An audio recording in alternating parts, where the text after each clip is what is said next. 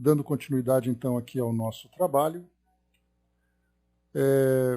Revista Espírita, mês de março, já entrando também no mês de abril de 1860.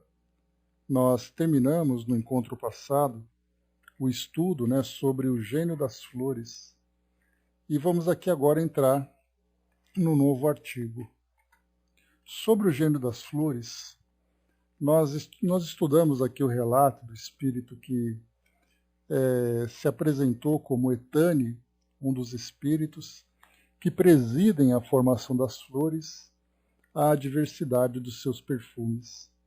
E aí então ele foi falando aqui sobre o seu trabalho, o seu encarregado de espalhar os perfumes.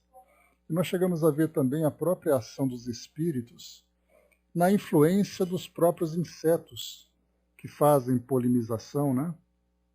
Então são muitos os elementos que são movimentados por essas entidades que trabalham junto à natureza, os animais, as plantas, as águas, a atmosfera, enfim. E aí, então, cada um atuando dentro da sua área de conhecimento, sempre procurando fazer com que a natureza se desenvolva.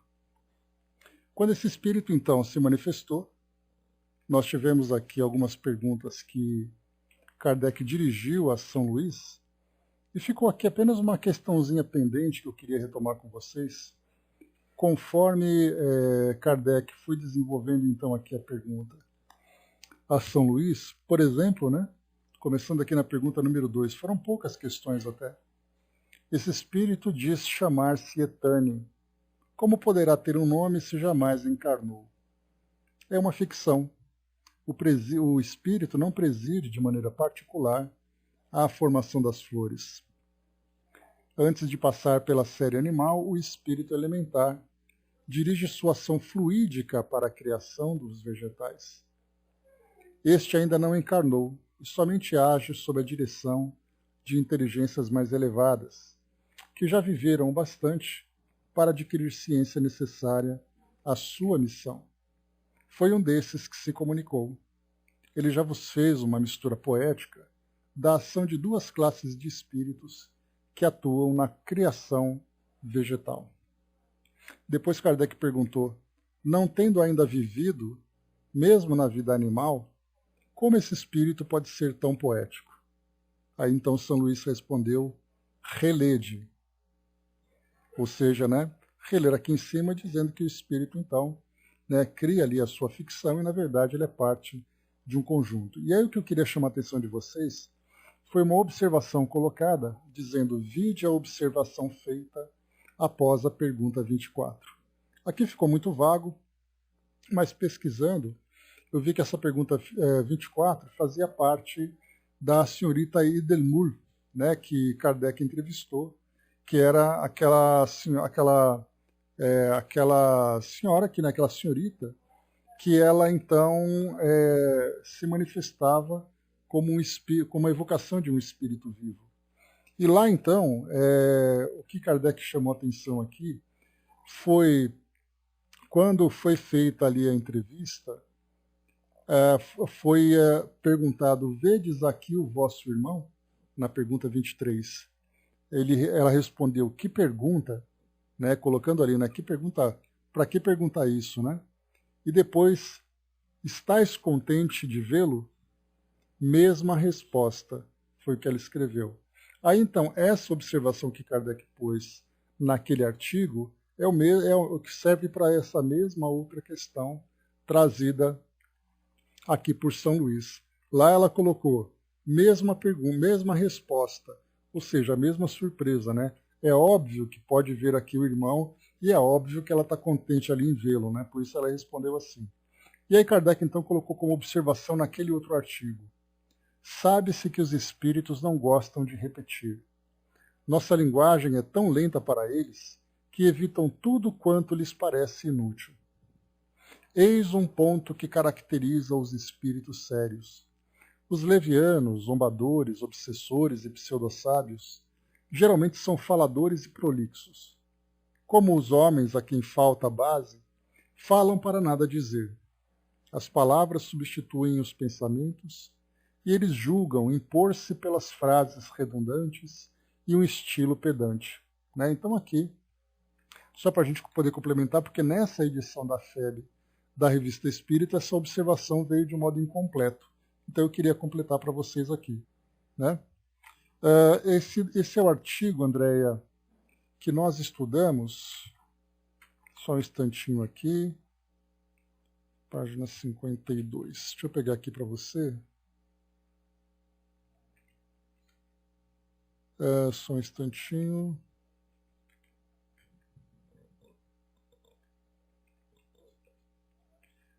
Espera lá. Está aqui, ó. É o artigo que nós estudamos aqui no mês de março mesmo, que é o da senhorita Indelmul.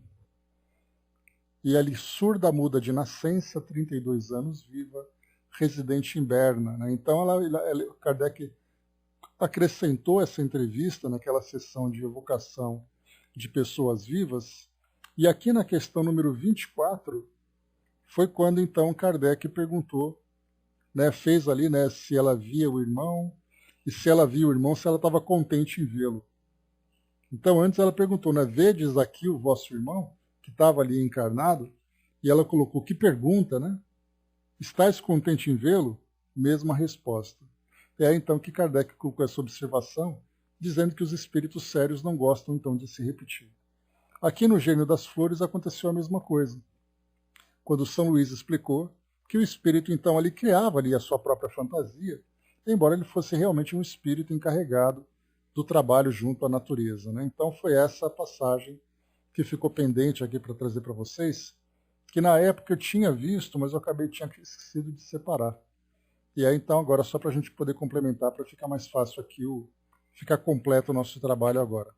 Tá bom? Isso, a surda muda. Muito bem.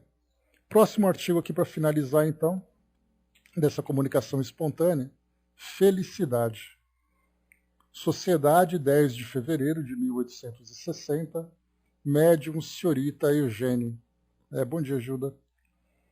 Então aqui uma mensagem bem bonita, né, que, espontânea, como nós vimos aqui no título, que diz o seguinte: qual é o objetivo de cada indivíduo na Terra? Quer a felicidade a qualquer preço. O que é que faz que cada um siga uma rota diferente?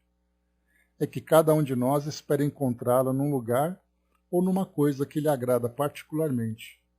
Uns buscam a glória, outros as riquezas, outros ainda as honrarias.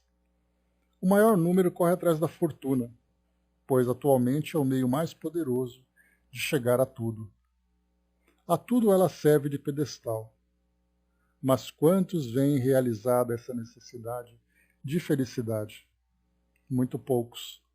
Perguntai a cada um dos que chegam se alcançou o objetivo a que se propunha, se são felizes. Todos responderão, ainda não, porque todos os desejos aumentam na proporção daqueles que são satisfeitos.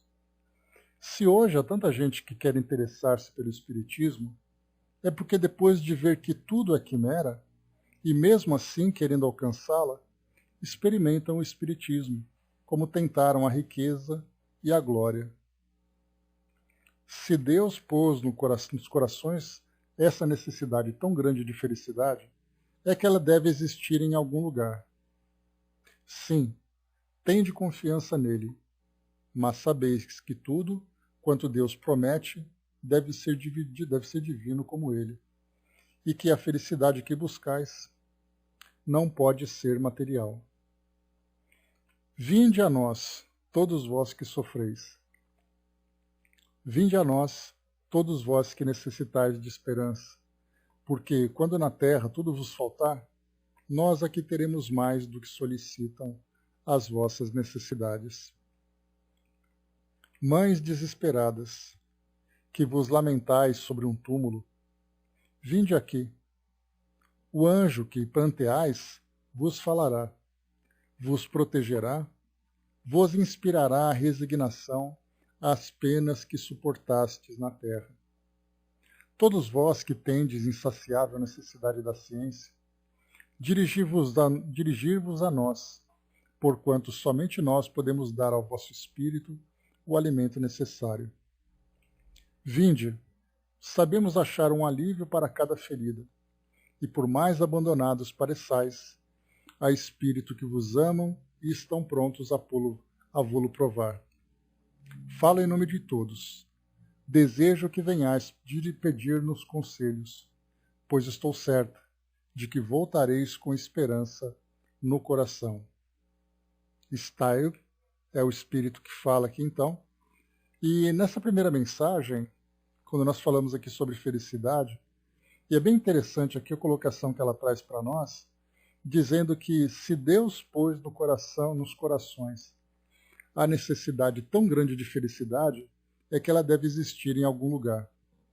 E aí então a grande dúvida que nós temos, o grande desafio é buscar essa felicidade. E aí pelo fato, e a gente tem falado bastante sobre isso essa semana, né, a grande dificuldade que nós temos na nossa sociedade atual, como em todas as gerações anteriores, formando ali as suas respectivas sociedades, é a falta de referência. Todos desejam ser felizes, mas primeiro, não conhecem a felicidade e segundo, não sabem onde encontrá-la. Então, através dessa mensagem, a gente percebe que os Espíritos dizem: vinde a nós, todos vós que sofreis, vinde a nós, todos vós que necessitais de esperança. Porque exatamente mostrando para nós que a verdadeira felicidade se encontra nas conquistas do Espírito e não simplesmente nas nossas conquistas aqui do mundo, é ali que nós vamos encontrar a verdadeira felicidade. E naquela passagem do Evangelho que diz para nós que a felicidade não é deste mundo, quando a gente começa a estudar a doutrina espírita, a gente consegue entender as entrelinhas dessa mensagem, porque coloca exatamente tudo aquilo que existe no nosso mundo, serve para nos dar uma estrutura para o nosso desenvolvimento, e não simplesmente para que nós transformemos esses recursos como objeto da nossa felicidade. Porque a partir do momento em que nós temos a consciência de que somos espíritos imortais, que a nossa realidade é a realidade do mundo espiritual, e quando nós retornamos para o mundo espiritual, nada daquilo que nós construímos aqui no mundo físico nos acompanha, então nós já sabemos que esse será, né, nós sabemos que esse objetivo aqui no mundo material, ele é temporário, ele não é definitivo.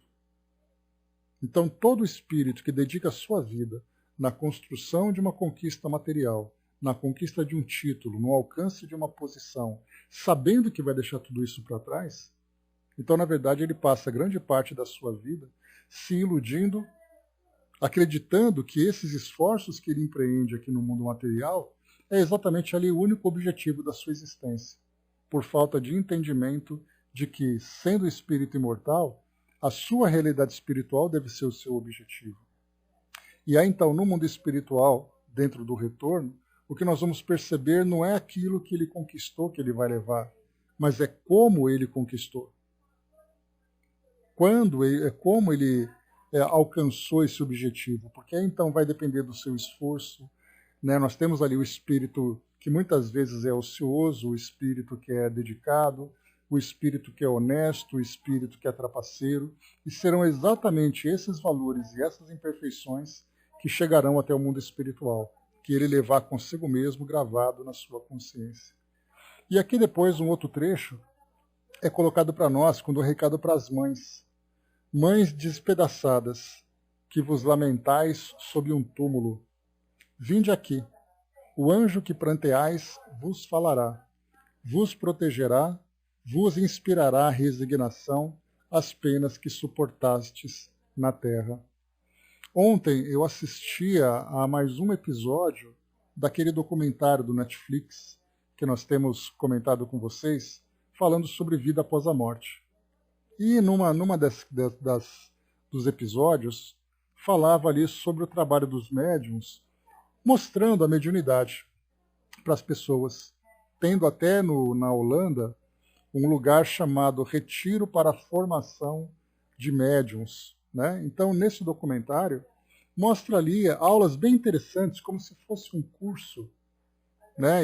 Nesse curso, você tem ali sobre, eles chamam, né, de médium físico e médium mental, em vez de ser médium de efeitos intelectuais ou de efeitos físicos, né? Mas é uma questão apenas de nomenclatura. Então você passa ali uma temporada e você tem cursos diversos, cursos sobre ectoplasma, cursos sobre mediunidade mental, curso de curso de mediunidade de efeitos físicos, enfim. E nós tivemos ali algumas pessoas que foram entrevistadas que elas procuravam essa escola para poder se comunicar com seus entes desencarnados. Era um pai, era ali um filho, enfim. Então ali naquele desespero todo, as pessoas iam em busca da mediunidade para poder abrir esse espaço de comunicação entre encarnados e desencarnados. E numa das entrevistas, né, um rapaz ali que o pai dele tinha desencarnado, que pela descrição era realmente ali um espírito que tinha um coração muito puro, uma pessoa muito boa, que desencarnou e acabou depois criando ali, né, uma lacuna muito profunda no coração daqueles familiares. E aí então ele procurava médiums, escolas de médiums, peregrinava pelo mundo para tentar encontrar uma prova que o pai realmente estivesse vivo. E nesses contatos com os médiums, ele então ficava ali algumas vezes impressionado com alguma coisa que era apresentada e outras vezes decepcionado, porque ele queria algo muito mais concreto. Ele era realmente aquela pessoa que se mostrava cética, mas ao mesmo tempo uma pessoa que tinha uma esperança muito grande de conseguir essa comunicação. Mas, além disso, desse filho que buscava o pai, mostrou também ali uma entrevista de uma senhora que tinha ali perdido a sua filha. Né? A gente usa o termo perdido por uma questão de hábito, mas a gente sabe que ninguém perde, né, aquilo que se encontra presente sempre por perto. Né? Mas a filha, por causa de uma overdose, uso de drogas, ela acabou desencarnando e essa mulher, simplesmente pelo relato que ela colocava, ela não tinha qualquer vontade de sair da cama. Por falta de vontade, por falta de disposição, por essa questão de perder a filha. E aí então ela esteve presente junto com uma médium, que foi passando para ela, eles falam médiums que fazem leitura da aura, que é muito comum isso nos Estados Unidos ou na Europa. Então a pessoa fica perto e ela fica tentando descrever as impressões que ela tem fazendo a leitura da aura daquela pessoa, como eles costumam afirmar, e ao mesmo tempo também trazer ali alguma mensagem que estejam percebendo, estejam absorvendo dos espíritos que tentam transmitir ali alguma comunicação. E aí então nós vimos assim que é aquele desespero que aquela pessoa tinha. E aí foi falado para ela, né, que ela não precisava de uma comunicação, bastava que ela sentisse a presença da filha próximo a ela. Então esse foi o resultado, né, daquela sessão, aquela consulta que ela fez com aquela médium. E aí então, para nós que temos o contato, fecha a porta para mim. Obrigado. Bom dia, Osmar. Bom dia, Solis.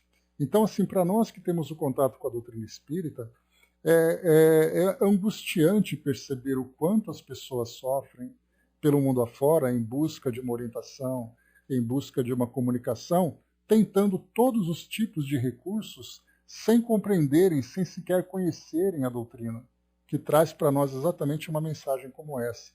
Mães despedaçadas que lamentam em cima de um túmulo são convidadas aqui por esse espírito para que possa, através do conhecimento da doutrina, levar esse conforto ao coração nesse aspecto consolador que a doutrina espírita tem. Então, ao assistirmos um documentário como esse, se vocês tiverem oportunidade, assistam, não apenas pelo conteúdo, da gente perceber, por exemplo, os institutos de pesquisa, as pessoas que se dedicam à investigação de fenômenos considerados paranormais, que são expressões que eles utilizam lá fora, que a gente simplesmente ali aceita, né, porque cada um ali coloca um rótulo de acordo com o seu entendimento, mas isso é o menor dos problemas, né? Isso não traz qualquer dificuldade. Mas é interessante a gente perceber de que forma que as pessoas lidam com a mediunidade, com a relação com o mundo espiritual pelo mundo afora, os institutos que estão investigando, as pessoas que trabalham, né, com a mediunidade, as pessoas que procuram médiums para atender ali às suas necessidades, ou pessoas que viveram experiências diversas. Então, olhando por uma perspectiva neutra, sem fazer crítica, né? Porque quando eu comecei a analisar, eu percebia a forma como as pessoas procuravam e eu começava a ter um senso muito crítico. E eu percebi que eu não posso ser crítico, que na verdade a mediunidade ela se encontra no mundo da mesma forma que Kardec vivenciou isso, da mesma forma que nós encontramos no Brasil a mediunidade sendo vista por várias outras escolas, nós percebemos que o mundo espiritual se faz presente junto às pessoas de acordo com a forma como elas entendem, e não da forma como nós entendemos através da doutrina. Se aqueles que não tiveram contato com a doutrina espírita ainda precisam de fenômenos, precisam vivenciar, né, aqueles fenômenos, é porque é o momento em que eles estão. Então é bem interessante esse convite feito por Estel, né, eu acho que essa é a pronúncia, porque mostra qual é o objetivo qual é o objetivo nosso em busca dessa felicidade e onde de fato nós podemos encontrá-la. Porque antes de encontrarmos a felicidade, há a necessidade de nós primeiro tranquilizar os nossos corações. Ninguém consegue alcançar a felicidade sem se libertar das amarras do sofrimento. Porque nós procuramos, então, buscar essa felicidade, que é ali o nosso objetivo maior, como se fosse um entorpecente. Porque, inebriados por essa sensação de felicidade, nós nos esquecemos da causa de nossas dores. Só que sabendo desse processo evolutivo que nós estamos vivenciando, na verdade não é tentando fugir para frente que a gente escapa do passado, mas é trabalhando o passado que o futuro se abre para nós de modo diferente. Então há a necessidade de nós resolvermos as nossas pendências, de nós nos equilibrarmos perante as leis divinas. Aí sim o espírito começa de fato a perceber o seu estado de paz, de harmonia interior, consequentemente do seu estado de felicidade. A Cindizinha colocou, né, a gente inicialmente tende a usar os parâmetros espíritas para julgar a prática mediúnica, mesmo fora do espiritismo, né? Também faço isso. Pois é, e eu via esse documentário, Cindizinha, ontem, especialmente, naquela escola de formação de médiuns, e eu falava assim, mas essas pessoas buscam isso apenas para satisfação da curiosidade. Viajam pelo mundo afora por uma questão tão fútil, apenas para brincar de médiums. E aí então eu dei aquela parada, né, me corrigi, me policiando, e lembrei que na época de Kardec também faziam a mesma coisa com a psicografia, com as mesas, assim como fazem hoje com diversas brincadeiras, que as pessoas estão descobrindo agora o que é a mediunidade e, consequentemente, começando a compreender o que é o mundo espiritual. Então aquele documentário ele é muito importante, ele é muito instrutivo para quem não tem o conhecimento doutrinário, porque começa a perceber como se comunicar com um mundo que existe em torno de nós, mas era ignorado pelo fato dos dogmas que falavam sobre céu, inferno, purgatório, ou então a ideia de que nada existe depois, para mostrar para nós que sim existe algo que pode ser comunicado. Então mostrava uma médium, que ela era médium de efeitos físicos, que participava desse retiro, esse retiro é como se fosse uma faculdade de médiums, pela estrutura, né, que ele apresentava, pelo currículo, pelo trabalho que eles faziam. Então ela era médium, né, médium mental e médium físico, né, como eles chamavam. Então era médium de efeito físico, médium de efeito intelectual. E aí então, num dos trabalhos de efeitos físicos, né, numa sala fechada, numa cabine, com pessoas próximas e tal, alguns espíritos começaram a se manifestar. E aí percebia que aqueles espíritos que se manifestavam através dela eram os mesmos espíritos que se manifestavam nas reuniões mediúnicas que nós conhecemos. A única diferença é que na nossa reunião mediúnica, os espíritos falam na linguagem que nós compreendemos, através das bases doutrinárias e tudo mais. E para eles, fala de coisas do mundo comum, que é esse mundo que eles estão buscando.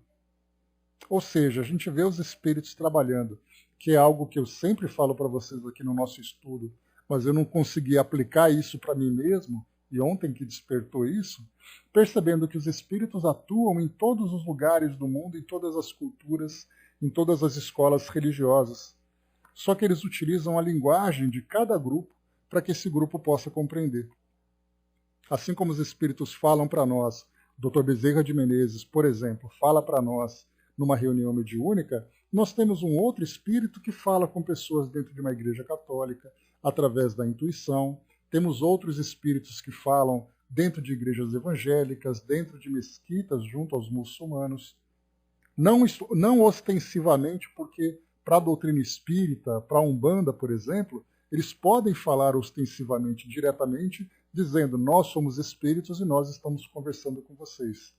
Já em outras escolas onde a mediunidade não é aceita, os espíritos utilizam outros recursos através de inspirações, através de sonhos, porque é a forma como eles compreendem.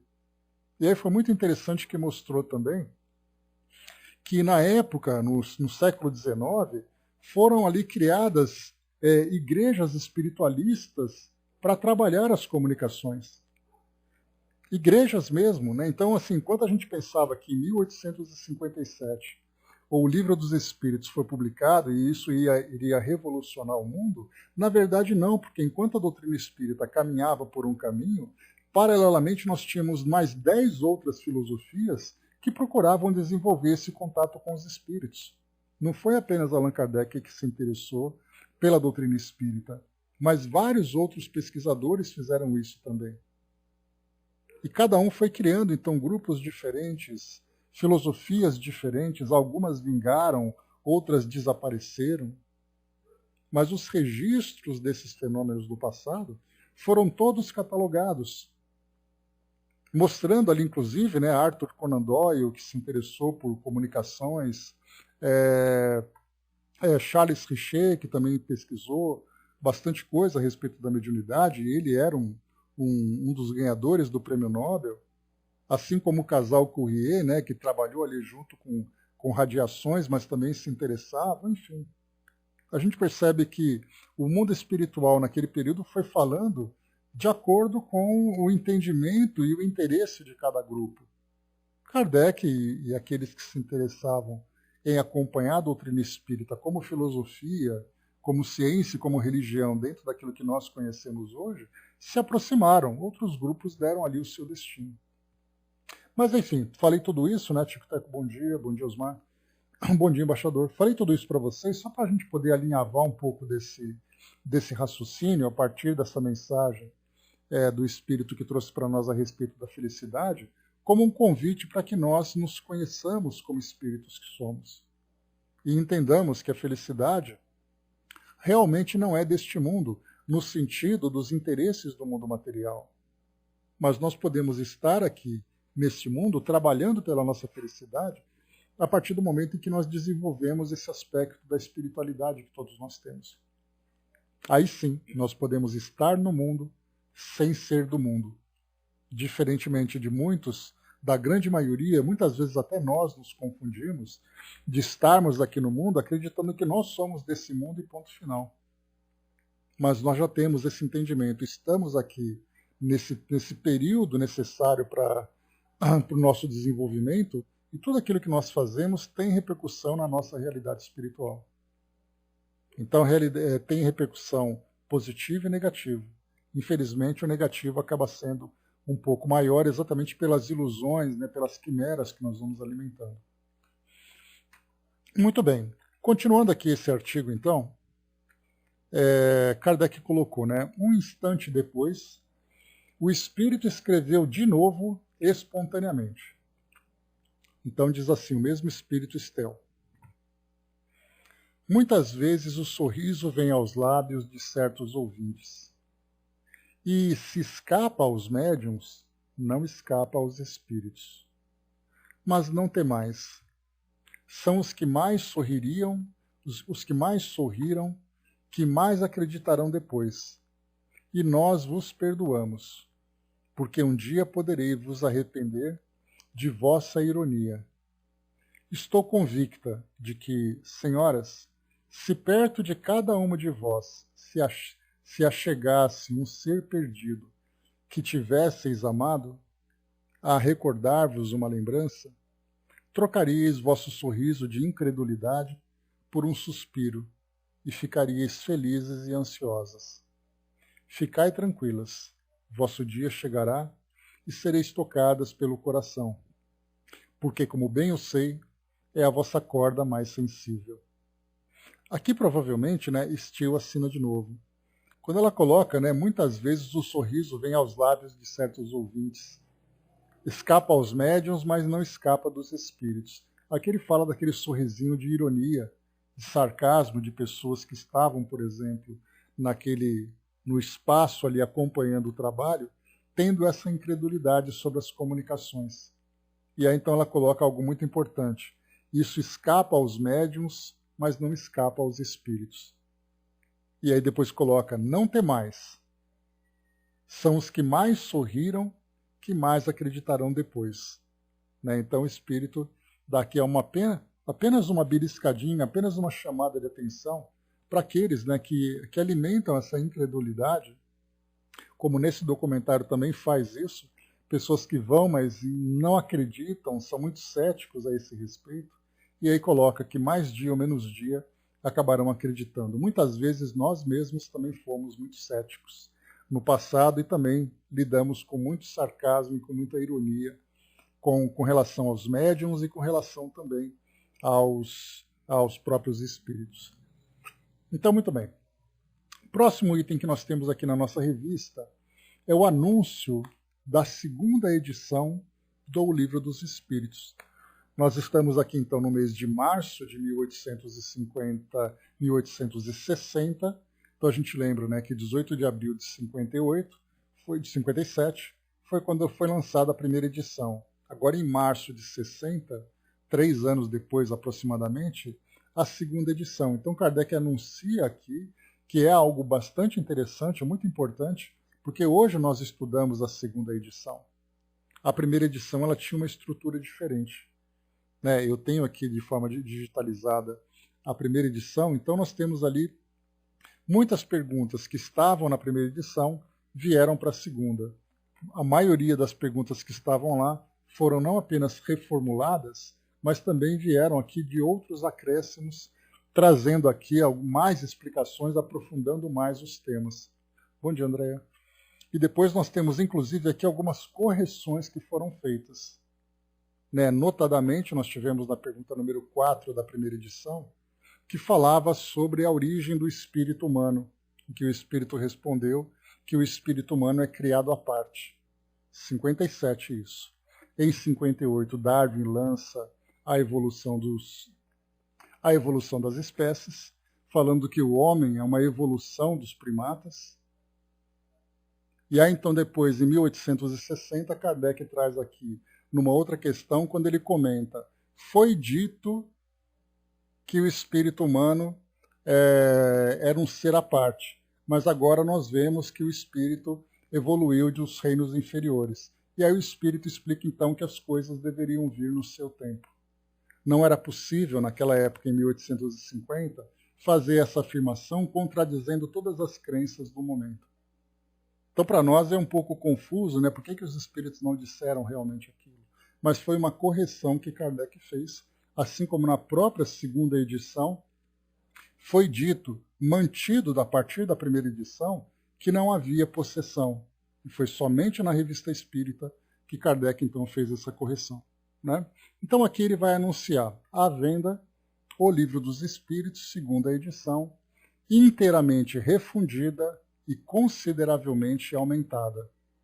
Então era 512 questões, depois foi para 1019, então praticamente dobrou a quantidade de questões. Aviso sobre esta edição. Aqui é muito mais uma informação histórica e também muito mais acadêmica a respeito do material base da doutrina espírita, do que algo doutrinário.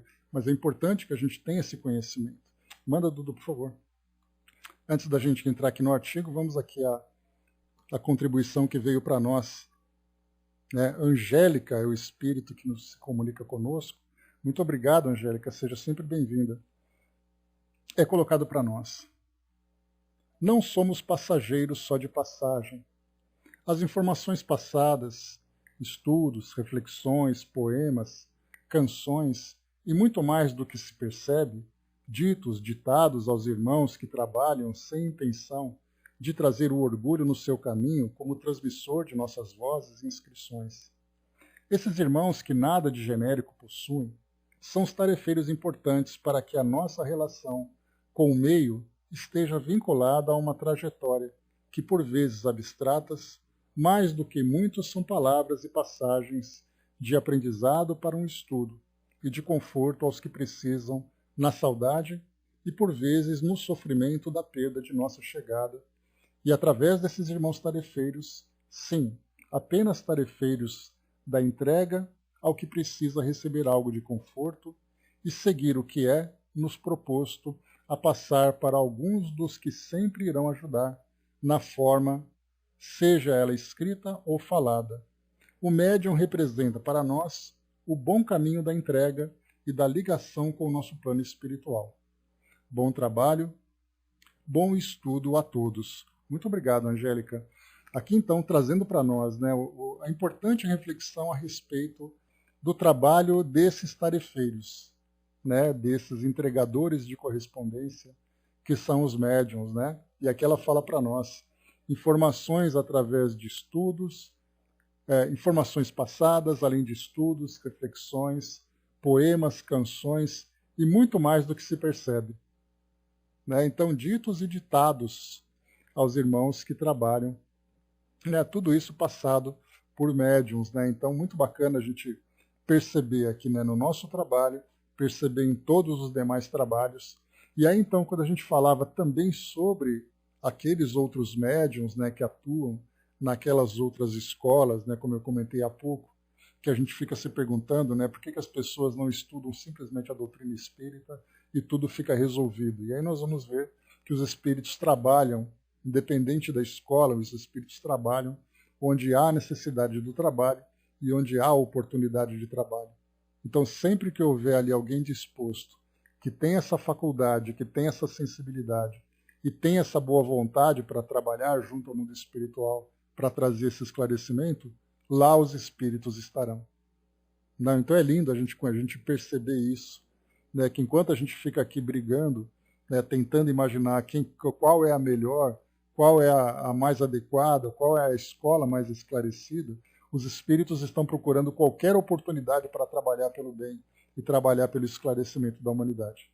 É muito lindo a gente ver isso e perceber, né, porque eu me lembro de uma passagem do livro Transição Planetária, psicografado pelo Divaldo, aquele que eu sempre comento com vocês, falando sobre a ilha de Sumatra, né, onde nós tivemos o tsunami e tudo mais, falava sobre as equipes socorristas que começavam a se mobilizar pelo mundo espiritual para poder atender aos necessitados de resgate depois daquela desencarnação em massa.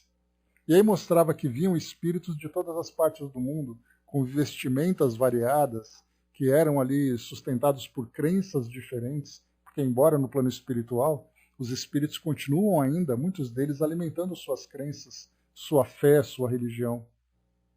Mesmo estando no mundo espiritual, porque isso não muda dentro dessa faixa existencial em que nós nos encontramos.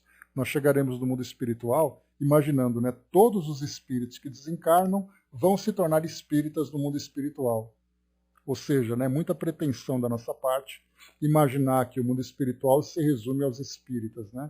E, na verdade, todas as demais crenças, elas vão se elevar, elas vão se transformar para assimilar de fato essa nova realidade. Mas as bases de amor, as bases, né, dos ensinamentos morais, continuarão presentes. Então os espíritos se mostravam dessa forma, hindus, católicos, né, com suas roupas características, espíritas, enfim, um verdadeiro exército mobilizado no plano espiritual das mais variadas culturas. E esses espíritos estavam presentes em todos os lugares. Então nós vamos encontrar num templo indiano uma quantidade de espírito, enorme de espíritos trabalhando em prol dos fiéis daquela crença hindu. Nós vamos lá, por exemplo, lá na Arábia, encontrar lá no Iraque, encontrar no Afeganistão, onde nós temos as mesquitas, onde muçulmanos estão ali presentes, uma legião de espíritos também trabalhando junto deles. Então nós não podemos confundir os equívocos dos homens na condução de suas vidas com o trabalho do mundo espiritual nos ajudando nas nossas necessidades. Você vai num templo shintoísta no Japão, num templo budista na China, você vai num templo religioso evangélico nos Estados Unidos, num terreiro de candomblé aqui no Brasil, em qualquer lugar do mundo os espíritos estão presentes. E será essa a nossa missão quando estivermos do outro lado, não tenham dúvidas disso.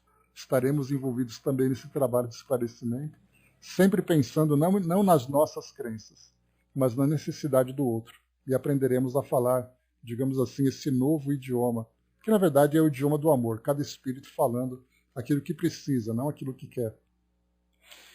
Nem fala, viu, Tic-Tac? É uma luta difícil, né? Quando a gente chegar no mundo espiritual, a gente vai chegar assim, né? Eu sou espírita, está tudo resolvido, eu estou de volta para casa, onde é meu lugar, né? E na verdade nós chegaremos ali como mais um espírito, até a aprender e a evoluir, inclusive, né? Nós vamos ter que evoluir o nosso modo de vivenciar o espiritismo. Porque aquilo que nós aprendemos diz respeito às nossas instituições terrenas.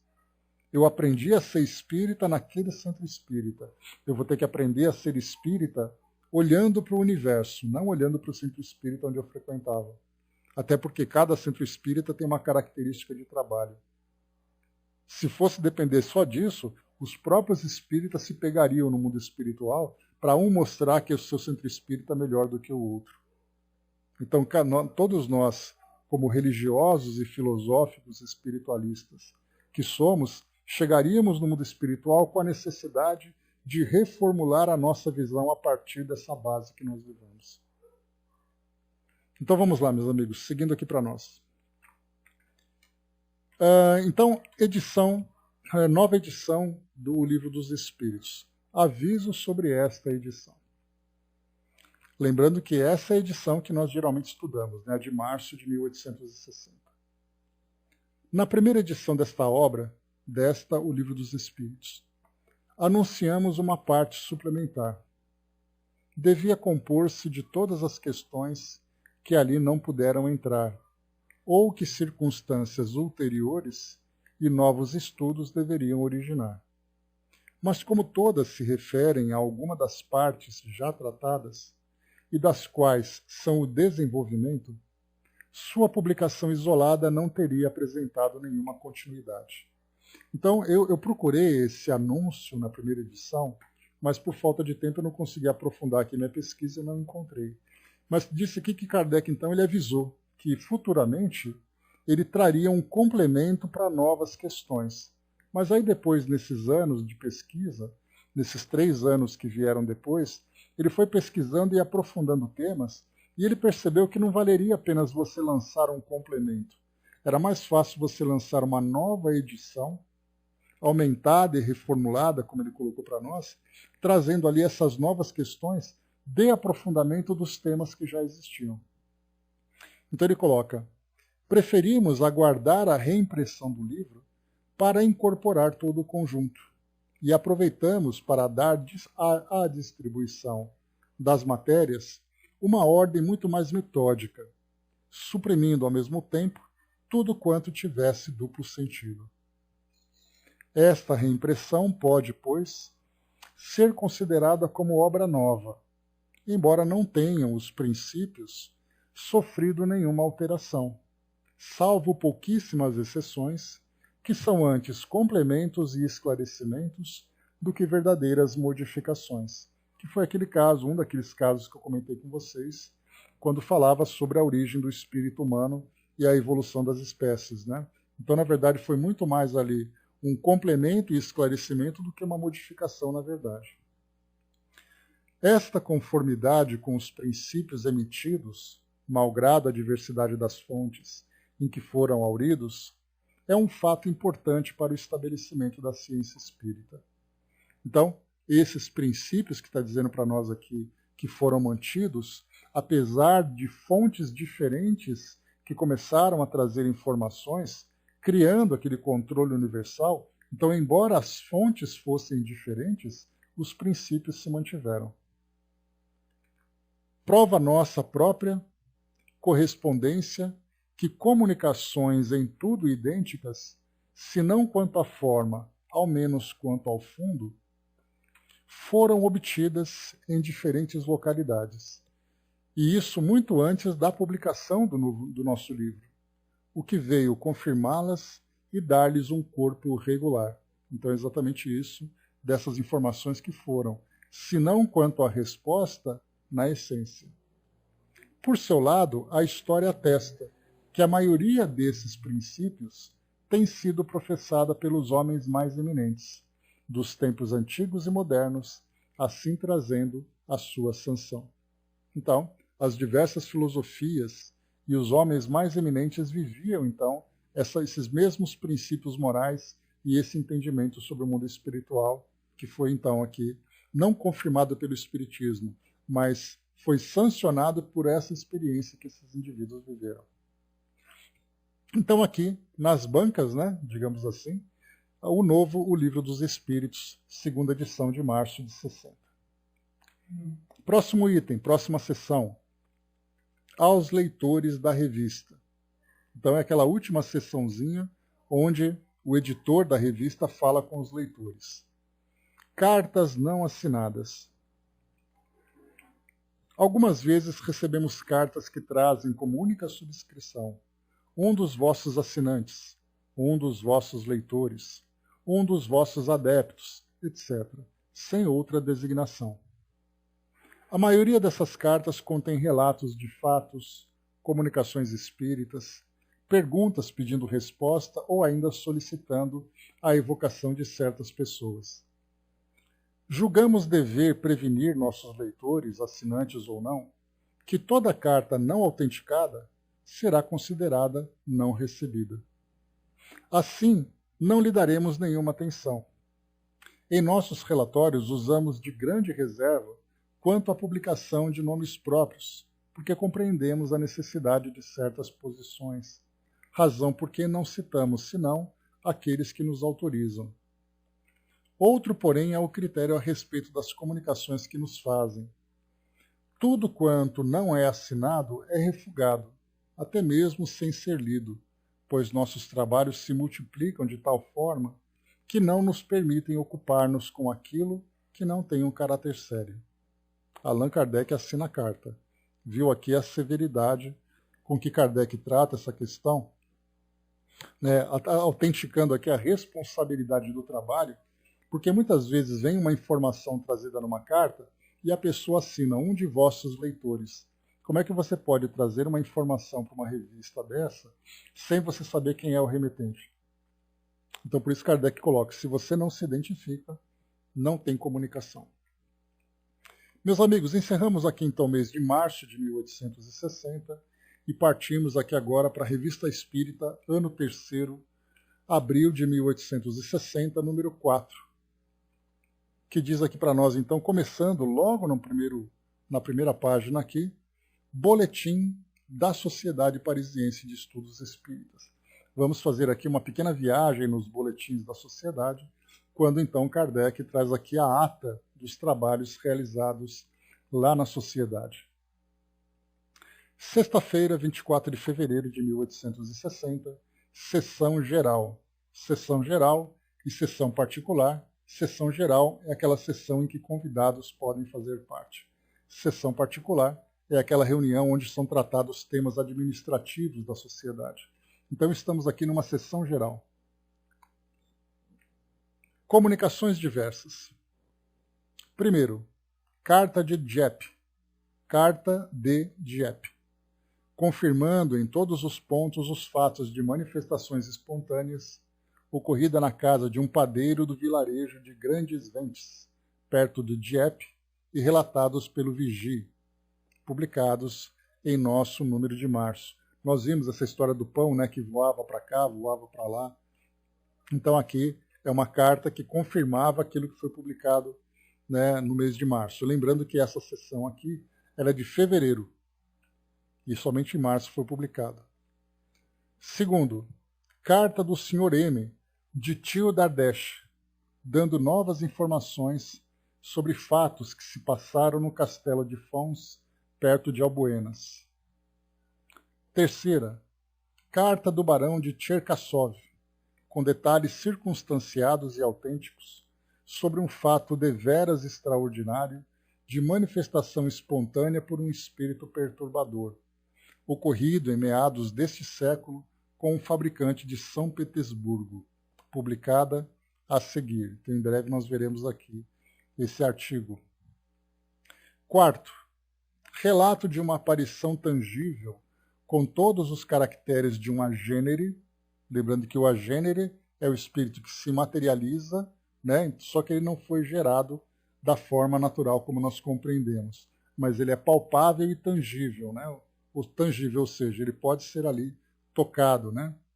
Relato de um fato de aparição tangível com todos os caracteres de um agênere, ocorrido em 15 de janeiro último, na coluna de Brix, perto de Valões. O fato foi transmitido ao Sr. Ledonne por pessoa de seu conhecimento e que verificou a sua exatidão. Publicada adiante. Quinto, leitura de uma tradição muçulmana sobre o profeta Esdras, extraída do Moniteur, de 15 de fevereiro de 1860, e que se baseia sobre um fato de faculdade mediúnica. Então, tradição muçulmana envolvendo faculdade mediúnica.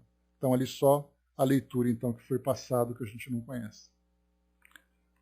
Outra seção agora, estudos. Aquele anterior foi comunicações diversas, né? Estudos. Primeiro, ditado espontâneo de Charlet, recebido pelo Sr. Didier Filho, dando continuidade ao trabalho começado. Segundo, evocação do Sr. Jules Louis C., falecido em 30 de janeiro último, no hospital de Val-de-Grâce, em consequência de um câncer que lhe havia destruído parte da face e do maxilar. Essa evocação foi feita conforme o desejo de um de seus amigos presentes à sessão e de uma pessoa da família. É instrutiva, principalmente do ponto de vista de modificação das ideias após a morte, considerando-se que em vida o Sr. C. professava abertamente o materialismo. Terceiro, pede-se a São Luís dizer se é possível chamar o espírito que se manifestou na casa do padeiro de Dieppe. Ele responde que não, por motivos que serão conhecidos mais tarde. Então esse aqui é o primeiro boletim do mês do dia 24 de fevereiro de 1860, uma sessão geral. Próximo, sexta-feira, 2 de março de 1860, sessão particular. Exame e discussão de várias questões administrativas. Estudo e apreciação de diversas comunicações espíritas, quer obtidas na sociedade, quer fora das sessões. Nesse caso, né, Andréia, a gente vê que, embora São Luís fosse um espírito daquela envergadura, ele era um espírito responsável pelo trabalho da sociedade, né? Ele era o presidente espiritual da sociedade. Então ele tinha que estar ali muito atento a essas questões, inclusive a essas perguntas que para nós podem parecer perguntas simples, perguntas banais, mas que é necessário, né, é necessário fazê-las, né, para que não haja ali nenhum tipo de problema dentro do desenvolvimento das tarefas de Kardec, né? No caso, pedir ali permissão para a evocação, perguntar se é possível, pedir esclarecimento, né? É o trabalho que ele tem que ter, que ele tem que cumprir, né? E nesse caso, outros espíritos poderiam fazer isso também, né? Mas nesse caso a gente vê que é importante a presença de São Luís mesmo. Com certeza, mas não invalida o grande aprendizado para nós, né? Paciência, compreensão, objetividade e carinho. E compromisso, né? Porque a gente vê, se o espírito dessa envergadura tem esse comprometimento, né? Por que nós, não deveríamos ter muito mais comprometimento por fazermos parte do trabalho, né? Mais uma vez aqui, olha só. Solicitado a dar um ditado espontâneo, São Luís escreve o que se segue por intermédio da senhorita Rouet. Eis-me aqui, meus amigos, pronto pronto a vos dar meus conselhos, como tenho feito até hoje.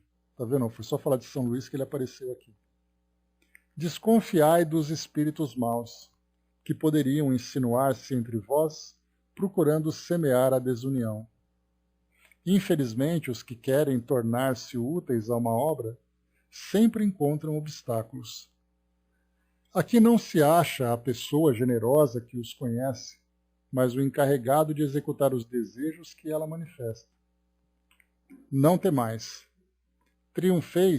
Triunfareis de todos os obstáculos pela paciência, uma atitude firme contra as vontades que querem se impor.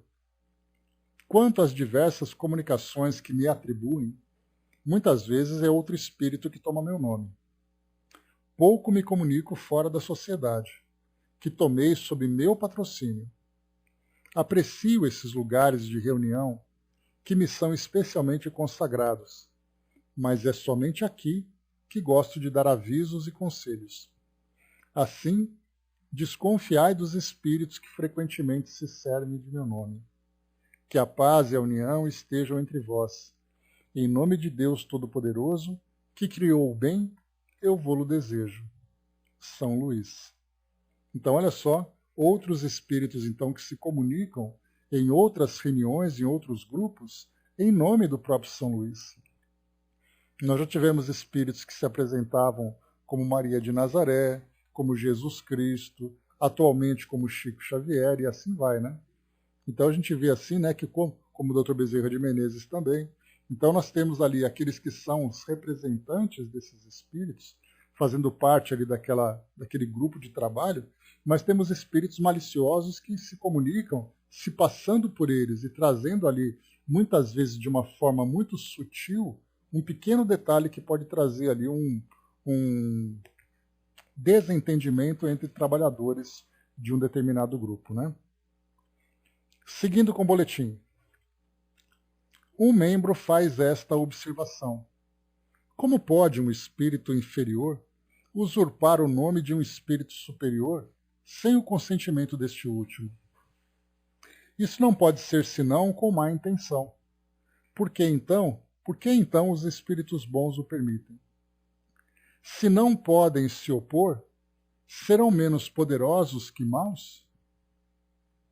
A isso foi respondido: existe algo mais poderoso que os espíritos bons, Deus. Pode Deus permitir que os espíritos maus se manifestem para ajudá-los a se melhorarem e, além disso, para testarem a nossa paciência, a nossa fé, a nossa confiança, a nossa firmeza em resistir à tentação e, sobretudo, exercitar a nossa perspicácia em distinguir o verdadeiro do falso. Depende de nós afastá-los por nossa vontade, provando-lhes que não somos tão tolos como pensam. Se lograrem domínio sobre nós, não será senão por nossa fraqueza. São o orgulho, o ciúme e todas as más paixões dos homens que fazem sua força, dando-lhes domínio. Sabemos, por experiência, que sua obsessão cessa quando veem que não conseguem fatigar-nos.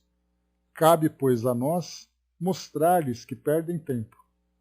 Se Deus nos quer experimentar, não está no poder de nenhum espírito opor-se aos seus desígnios.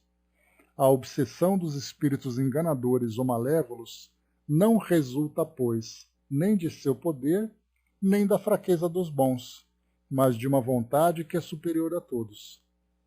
Quanto maior a luta, maior o nosso mérito, se sairmos vencedores.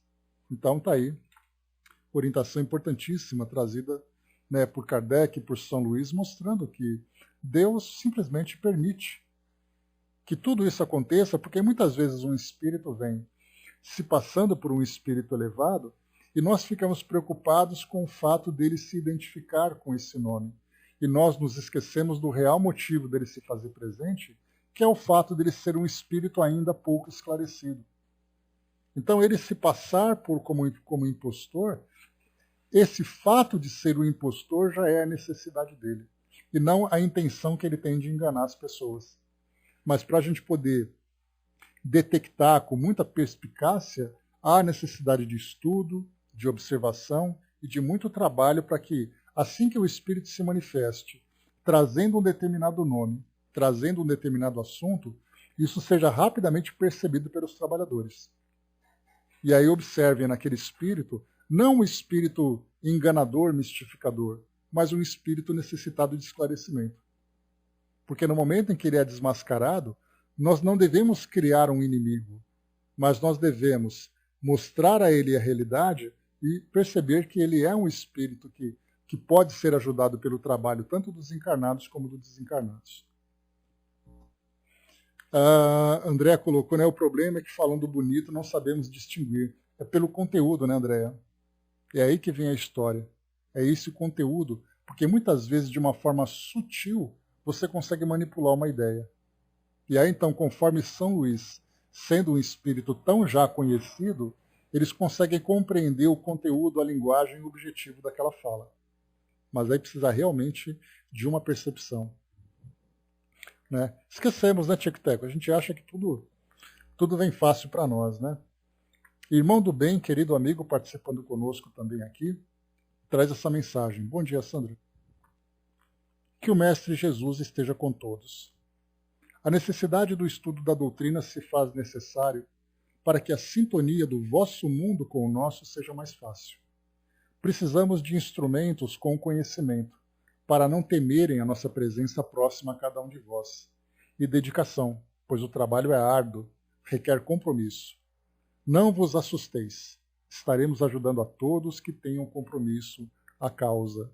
Então, o irmão do bem trazendo para nós, né, é essa confiança que faz com que nós tenhamos a certeza de que nós estamos no caminho certo e de que essa presença, essa aproximação vai nos fortalecer cada vez mais. Né? Para o mundo hoje, de um modo geral, falar da presença de espíritos é algo completamente inadmissível, temeroso, pavoroso muitas vezes. Mas é através desse conhecimento que nós começamos a desenvolver com a doutrina. E nesse trabalho, né, esse trabalho contínuo de intercâmbio, é que vai fortalecendo cada vez mais a nossa certeza de que o trabalho é sólido, de que a nossa vontade, né, essa nossa determinação, ela é realmente verdadeira e bem direcionada para esse propósito do nosso crescimento. Então, quer dizer, não nos iludamos, né, acreditando que nós sempre estamos sozinhos. Pelo contrário, existe essa presença. Felizes daqueles, como nós, que temos a oportunidade de perceber essa presença de um modo tão claro, tão ostensivo. E que nós vamos percebendo, né, nos trabalhos que vão se desenvolvendo, né, as comunicações chegando, né, pelos nossos tarefeiros, né, com o mundo espiritual, como a Angélica trouxe para nós ali na mensagem dela. Né? Então é isso, meus amigos. Então, seria muito mais fácil se todos tivessem essa oportunidade. E aí, como eu comentei com vocês, né, infelizmente do nosso ponto de vista, né, mas os espíritos eles atuam junto a cada grupo, pelo mundo afora, de acordo com as condições que são oferecidas. Se um espírito se comunica, por exemplo, como já aconteceu, nós tivemos no nosso trabalho de atendimento uma pessoa que dizia que se comunicava, um espírito falava através dela, mas a crença dela e a crença da família não admitia isso. E aí então ela tinha que guardar isso para ela mesma, porque se ela revelasse, ela teria ali o rótulo ou de doente ou de uma pessoa com má influência ou alguma coisa do gênero. Então, se os espíritos precisam se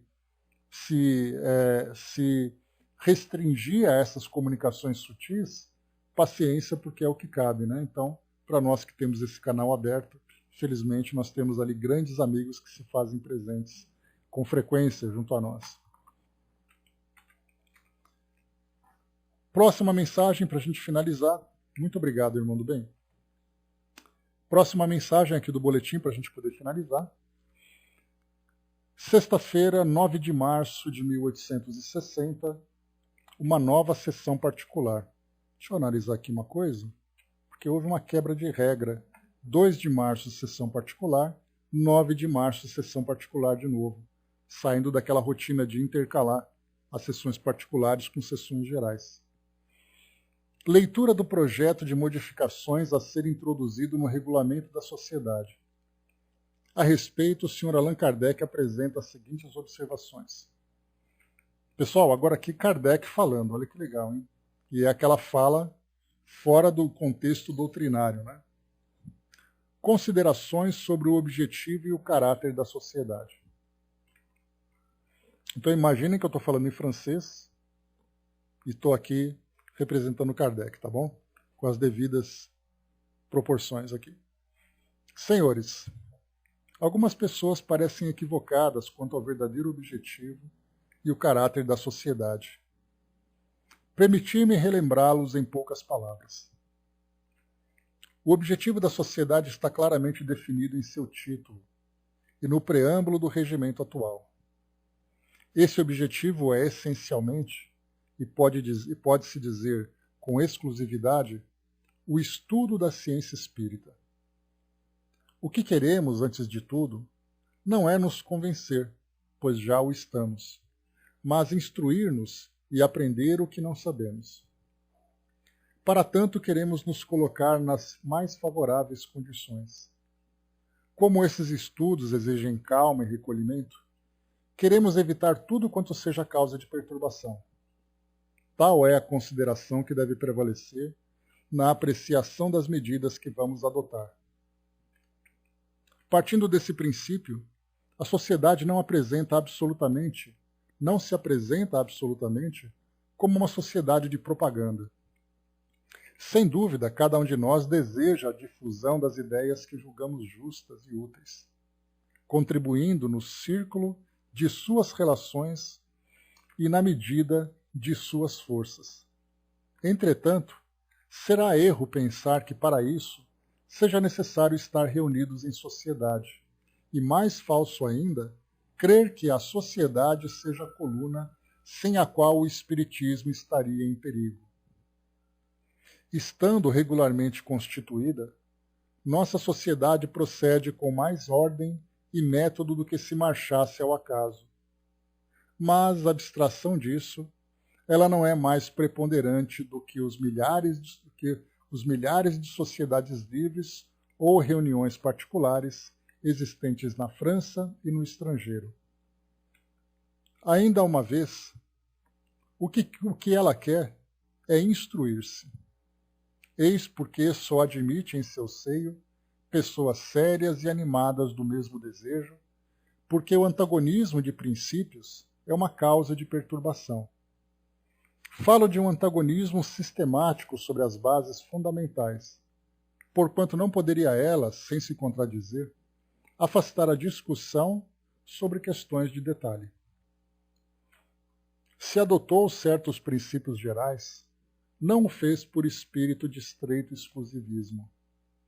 Ela tudo viu, tudo estudou, tudo comparou, e somente depois disso é que firmou uma opinião, baseada na experiência e no raciocínio. Só o futuro pode encarregar-se de lhe dar ou não razão. Mas enquanto espera, não procura nenhuma supremacia, e somente os que não a conhecem podem supor-lhe a ridícula pretensão de absorver todos os partidários do espiritismo ou de fazer-se passar como reguladora universal. Se ela não existisse, cada um de nós instruir-se-ia por seu lado, e em vez de uma única reunião, talvez formássemos 10 ou 20. Eis toda a diferença. Não impomos nossas ideias a ninguém. O que as adotam é porque as consideram justas. Os que vêm a nós é porque pensam aqui encontrar oportunidade de aprender. Mas não se trata de uma filiação, pois não formamos nem seita, nem partido. Reunimo-nos para estudar o Espiritismo, como outros se reúnem para estudar frenologia, a história ou outras ciências.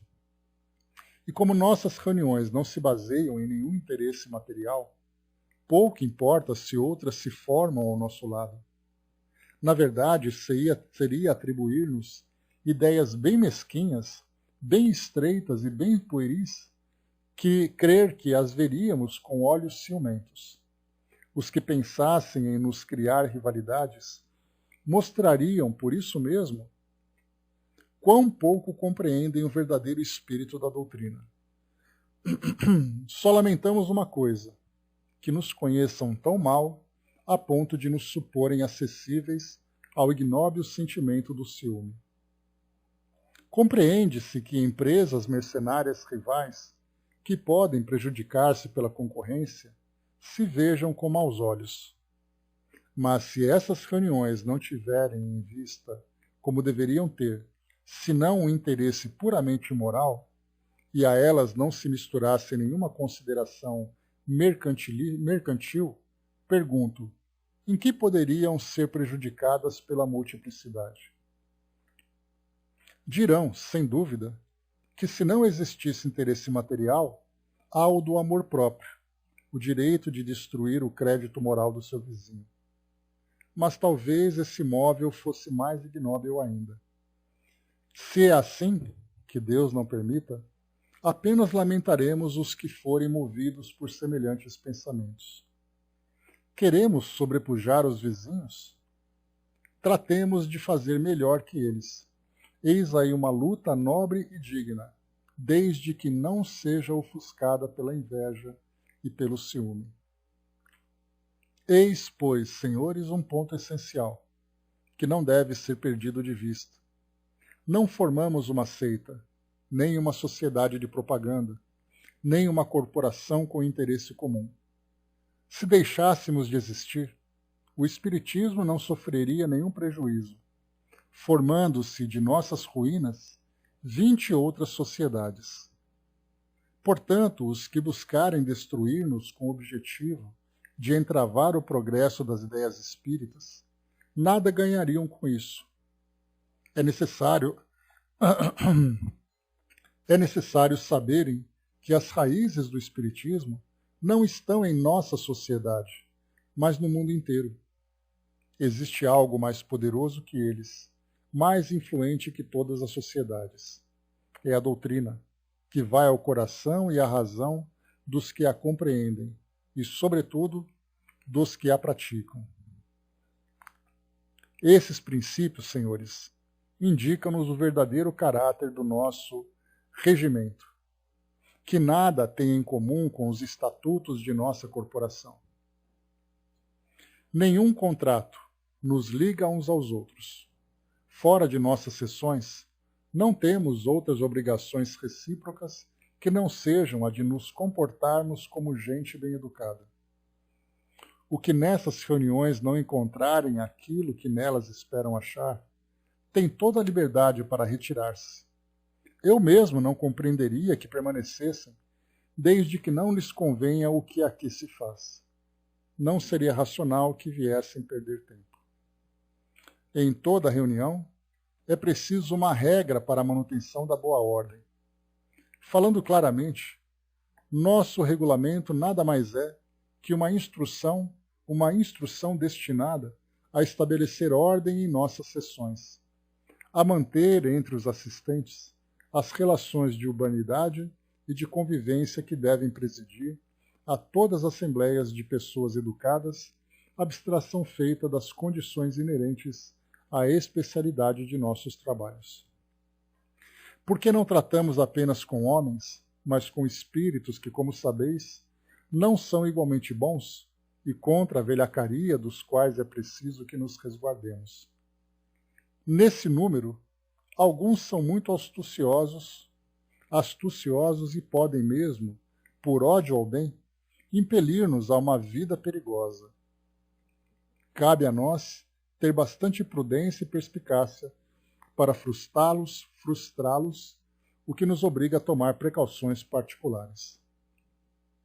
Lembrai-vos, senhores, da maneira pela qual se formou a sociedade.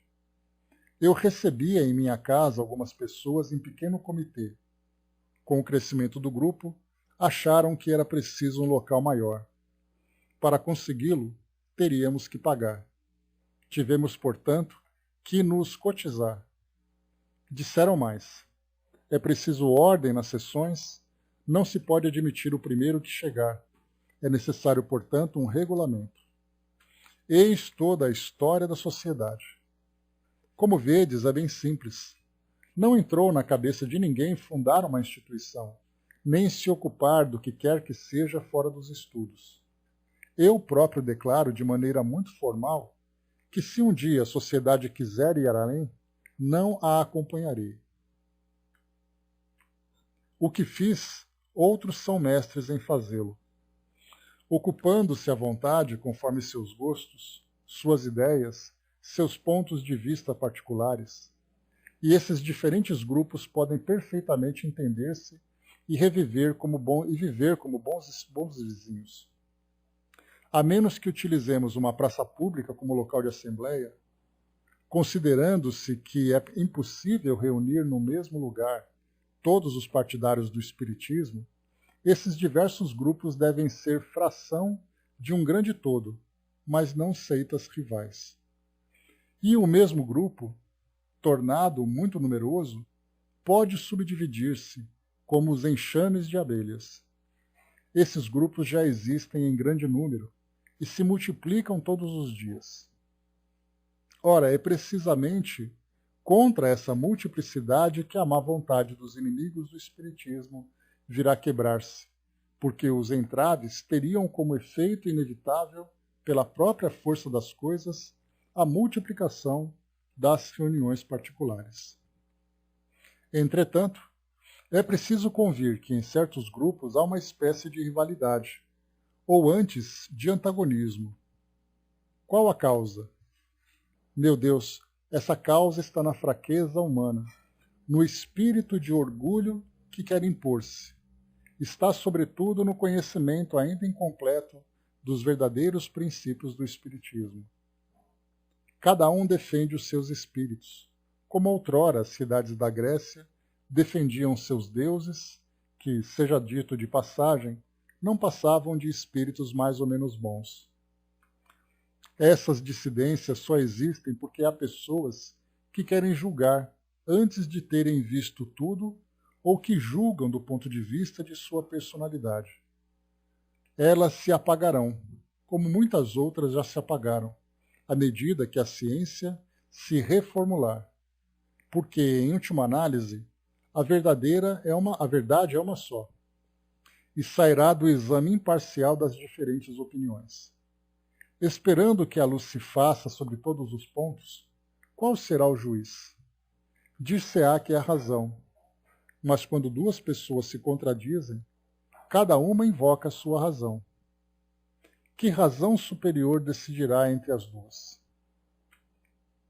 Sem nos determos sobre a forma mais ou menos imponente da linguagem, forma que os espíritos impostores e pseudo-sábios sabem muito bem tomar para seduzir pelas aparências, partimos do princípio de que os espíritos bons não podem aconselhar senão o bem, a união e a concórdia, que a sua linguagem é sempre simples, modesta, marcada pela benevolência, isenta de acrimônia, de arrogância e de fatuidade.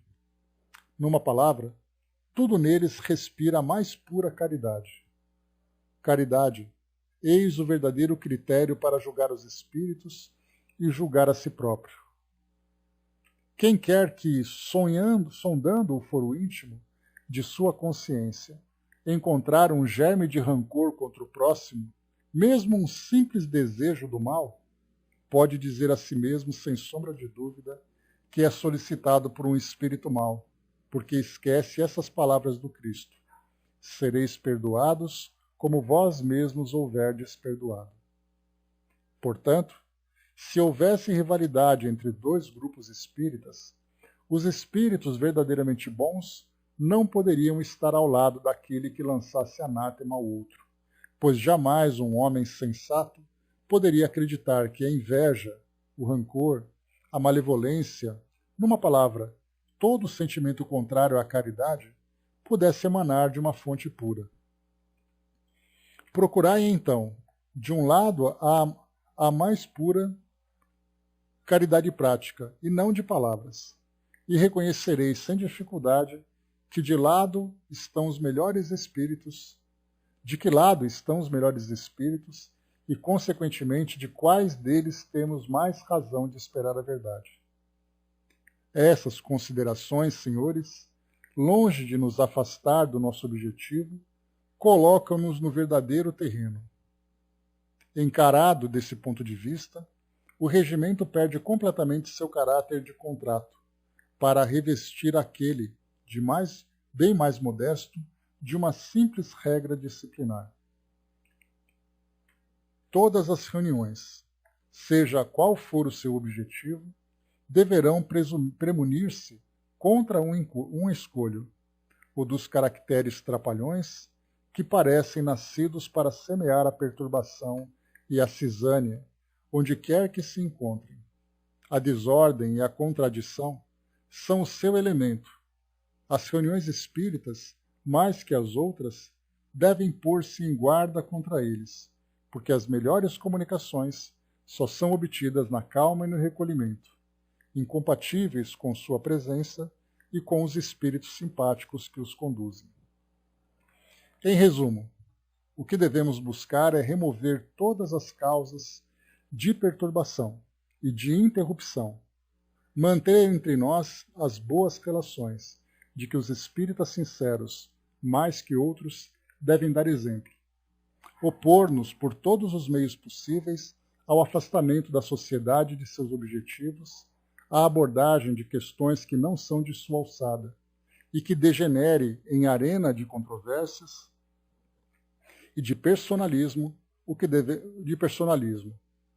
devemos buscar ainda é a possibilidade de execução, simplificando o mais possível as engrenagens. Quanto mais complicadas forem essas engrenagens, maiores serão as causas de perturbação.